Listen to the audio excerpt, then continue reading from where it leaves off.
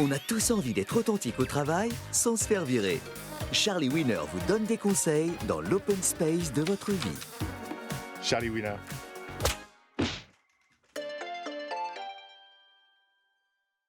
Aujourd'hui, j'ai sélectionné une question qui fait mouche de Maximus Performus, directeur des idées en vogue chez Disruptor. Comment exprimer une idée intelligente en 3 bullet points? Maximus, transformer une réalité complexe en bullet point, c'est un métier, celui des consultants. Car les bullet points permettent de vendre des idées en allant à l'essentiel. Procédons à une phase d'analyse de la situation. Maximus, les gens ont le niveau d'attention d'un poisson rouge. Ils préfèrent comprendre sans réfléchir plutôt que réfléchir pour comprendre. Et pour ça, les bullet points, c'est pratique. Ils permettent d'affirmer sans argumenter. Et ils donnent envie de faire des listes. Les 7 facteurs clés de succès pour montrer qu'on performe. Les 3 next steps pour montrer qu'on avance. Les 5 raisons d'arrêter de faire des listes pour montrer qu'on est à bout. Vous voyez, Maximus, les bullet points, ça évite de réfléchir. Mais est-ce une bonne idée? Que nous dit la data? La data 78% des consultants pensent que leurs idées se bonifient quand ils les alignent en cases à cocher. Mais ils se trompent. Maximus a trop abusé de la forme, on en oublie le fond. Les bullet points aplatissent la pensée sans qu'on s'en rende compte. Un peu comme si on avait l'esprit en forme de crêpe. Les bullet points réduisent, ils séparent, ils brisent. Ils ne sont pas si gentils que ça. En plus, ils adorent mettre les verbes à l'infinitif pour nous commander. Optimiser le processus, booster la performance, accélérer le changement. Du coup, on n'ose pas leur dire non. Si Jeff Bezos a interdit les bullet points chez Amazon, c'est pas parce qu'il était libraire. C'est parce que rédiger oblige à raisonner de manière fluide et continue. Alors voici mon conseil qui fait du bien. Quand vous racontez votre week-end à un collègue, vous ne listez pas les 5 bénéfices clés d'une famille optimale. Alors racontez une histoire plutôt que des bullet points. Maximus, on reste en contact.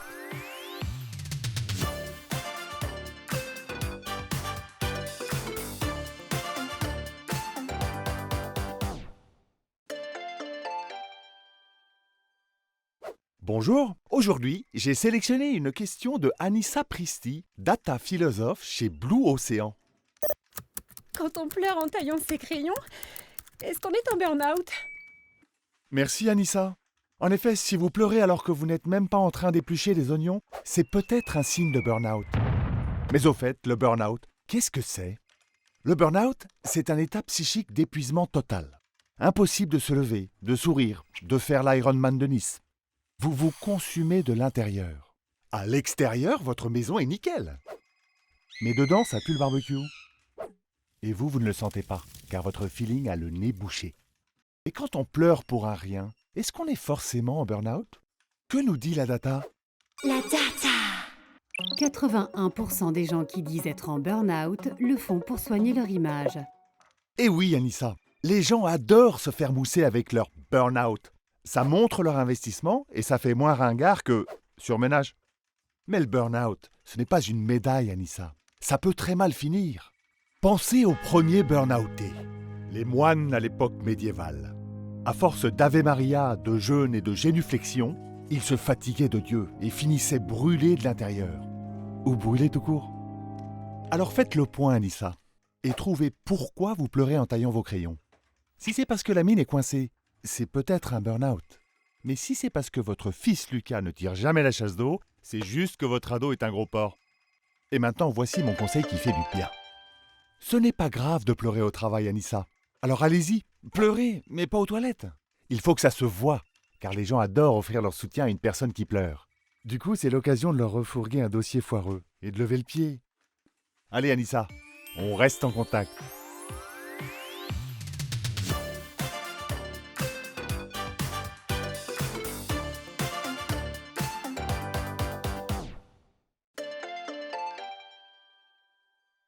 Bonjour, aujourd'hui j'ai sélectionné une question de Toc Toc du 9-2. Comment savoir si je mets le bon emoji? Comme je vous comprends Toc Toc du 9-2. Une fois, un client m'a envoyé l'emoji main sur le visage, ce qui veut dire quel con d'avoir oublié. Mais qui était le con dans ce message? Lui ou moi? Eh oui, les emojis sont partout et parfois difficiles à comprendre. Commençons par une phase d'analyse de la situation. Pour faire passer un message, on n'a pas toujours les mots ni le temps. Les emojis sont des raccourcis émotionnels qui évitent les mauvaises interprétations. Tu ne m'as pas payé peut sous-entendre « t'es un bâtard !» Alors que tu ne m'as pas payé, smiley sourire yeux plissés, veut clairement dire « t'es vraiment étourdi toi !» Mais des emojis, il y en a 2832. Comment bien les connaître? Demandons à la data. La data. 98% des gens qui ne comprennent pas un emoji n'osent pas demander ce qu'il veut dire, de peur de passer pour des abrutis. Et oui, les emojis ne sont pas toujours faciles à interpréter, et on n'ose pas en parler. À part vous, Toc Toc du 9-2, même si vous avez pris un pseudo par manque de courage. La vérité, c'est que ces raccourcis émotionnels peuvent vous emmener au mauvais endroit. Si par exemple, vous souhaitez partager une recette d'aubergine farcie, attention, l'emoji aubergine est le symbole du phallus. Votre collègue risque de croire que vous souhaitez lui cuisiner le membre avec de l'ail confit. Et maintenant, voici mon conseil qui fait du bien. Faites du mimétisme, Toc Toc du 9-2. Ne prenez pas de risques. Utilisez les mêmes smileys que votre interlocuteur. Smiley clin d'œil, smiley clin d'œil. Smiley majeur levé, smiley majeur levé. Allez, Toc Toc du 9-2, on reste en contact.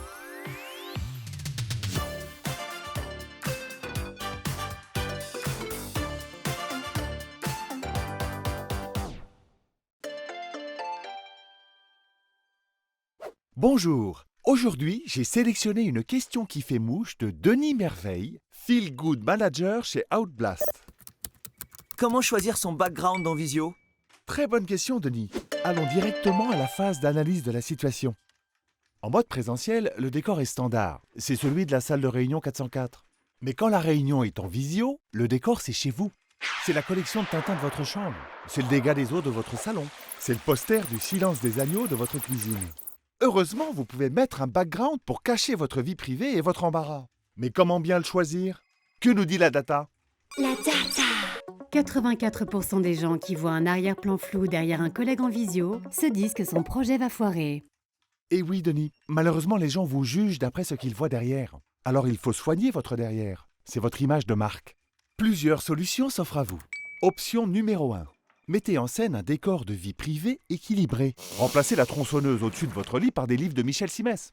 Option numéro 2. Mettez un arrière-plan numérique classieux de type pont de San Francisco. Ça fait start-upper et ça évite d'exposer votre conjoint en slip quand vous êtes en train de parler de sujets structurants.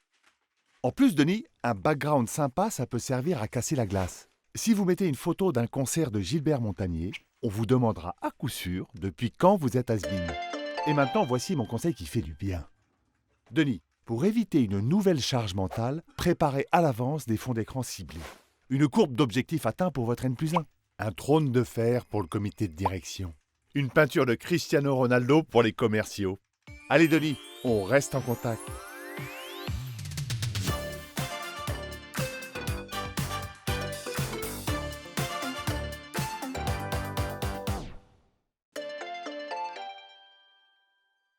Bonjour. Aujourd'hui, j'ai sélectionné une question de Tony Dessert, directeur des solutions constructives chez Béton Armé. Combien faut-il donner au pot de départ de Daniel? Merci Tony. Votre collègue Daniel part vers de nouvelles aventures et vous devez le retrouver autour d'un petit pot convivial en salle Martinique. Bien entendu, une cagnotte litchi vous a été communiquée par Chantal. Commençons par une phase d'analyse de la situation. Tony, que savez-vous sur Daniel? Part-il vers de nouvelles aventures à Pôle emploi? Est-ce qu'en partant, il va gagner plus sachant qu'il était déjà mieux payé que vous? Que mangeait-il à la cantine? Si vous n'avez aucune de ces réponses, c'est que vous ne connaissez pas Daniel. Du coup, faut-il vraiment participer à la cagnotte? Que nous dit la data? La data. 62% des collaborateurs qui ne donnent rien à un pot de départ viennent mais culpabilisent. Et oui, ils culpabilisent et du coup ils mangent moins de chipsters que les autres. Mais ils viennent quand même, car ils savent qu'un pot de départ, c'est un moment de communion autour d'un verre de jus de pomme. Tony, s'il n'y avait pas de pot de départ, les gens quitteraient l'entreprise. Donc il faut donner pour être serein. Mais combien? Vous avez deux options. Option numéro 1. Vous donnez un peu, genre 5 €. Et là, vous vous sentez radin, même si vous avez coché participation masquée. Option numéro 2. Vous donnez beaucoup, genre 20 €. Mais attention, avec 4 pots de départ par mois, ça fera 30 000 € d'ici votre retraite. Et pour des gens qui ne seront même pas là à votre pot de départ. Dans les deux cas, vous avez le seum. Alors voici mon conseil qui fait du bien. Donnez ce que vous voulez et gavez-vous de chipseurs, Tony. Mais ne partez pas du pot en dernier, sinon vous allez devoir aider Chantal à tout ranger. Allez, on reste en contact.